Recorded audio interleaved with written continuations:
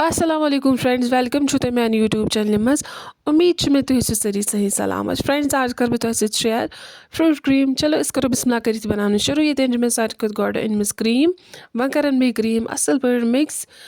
युत काल अमिच कंसिस्टेंसी जन थोड़ा लिक्विड टाइप बन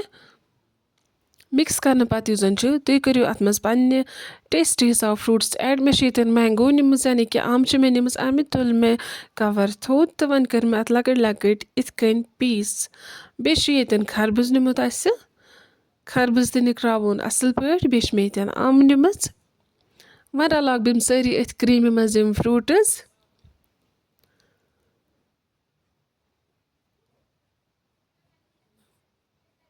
वन मे यह पोमोग्रेनेट निमुत यानी कि दान निमुत वन कर सारे मिक्स